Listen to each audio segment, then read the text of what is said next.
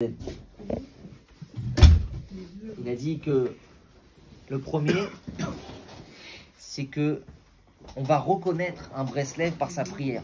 Il va prier avec un feu tellement puissant qu'on va dire, ah lui c'est un Breslev. Il va nous donner tellement l'importance de la prière, de la tfila, comme il a dit, le roi David il a dit, Ani tefila, je suis prière. Et Rabbeinu il a dit, moi aussi Ani tefila, je suis prière. C'est pour ça que j'ai eu énormément d'opposition dans ma vie. C'est parce qu'il y a écrit dans la Gemara Brachot, il y a des choses qui sont romo chez l'olam, qui sont très élevées, et que les gens méprisent. Là-bas, la Gemara a dit, c'est quoi? C'est la tfila. Il a dit, étant donné que moi j'ai mis la tfila au-dessus de tout, la hitbo des doutes au-dessus de tout, alors c'est pour ça qu'on m'a méprisé.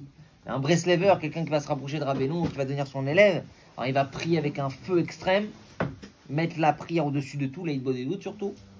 Et quand on va le voir prier, on va dire ça c'est un Breslever. Première chose. Deuxième, je leur ai mis tellement de vérité en eux qu'ils ne pourront plus voir la face des menteurs, des rabbins mensongers, des Mefoursamim Shel Sheker. Dès qu'ils vont voir des imposteurs, ils ne pourront plus les regarder en face parce qu'ils ne pourront plus supporter ça.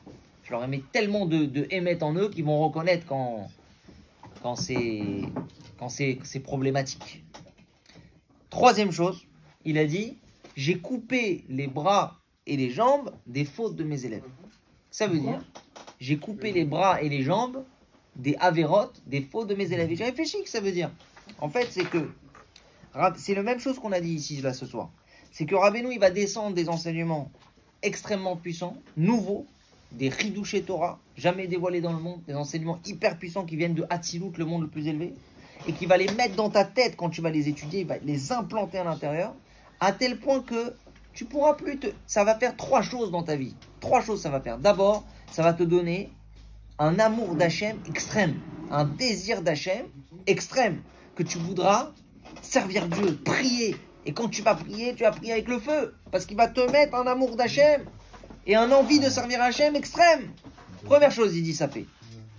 Deuxième, ça fait que tu pourras plus te faire leurrer, tromper par le Baal Davar, le malin, comme il l'appelle Rabbeinu, le Yetzin Hara, et également par les menteurs qui veulent te tromper, t'écarter du droit chemin. Ça, on a dit, c'est la deuxième chose. Mais pour Samim Shel Sheker. Troisième, il a coupé les bras et les jambes des fautes de ses élèves. C'est ce qu'on a dit, c'est qu'en fait, même si la personne elle va continuer à fauter au début, parce que step by step, étape par étape, on ne peut pas devenir Moshe Rabbeinu du jour au lendemain. Il y a les habitudes, l'éducation, le hergel, la rigiloute, l'habitude. Alors, il va plus faire ses fautes avec l'amour, avec la vitalité qu'il le faisait avant de connaître Rabbeinu. Parce que les bras et les jambes, c'est comparé dans la chassidoute aux ailes d'un oiseau. L'aile droite, c'est le chesed, c'est l'amour d'Hachem. L'aile gauche, c'est la gvoura, c'est la crainte d'Hachem. Et que si tu fais une mitzvah, il n'y a pas l'aile droite et l'aile gauche. Alors, comme un oiseau, il ne peut pas voler, il ne peut pas s'envoler vers Akadosh Baruch Hu. Il a coupé les bras et les jambes des fautes de ses élèves. C'est-à-dire, ils ne vont plus être faits avec cette chesed et ce gvoura, avec cet amour, ce sérieux de gvoura, et cet amour, ce chesed qu'on faisait avant les fautes. On va les faire, ces fautes, mais par habitude.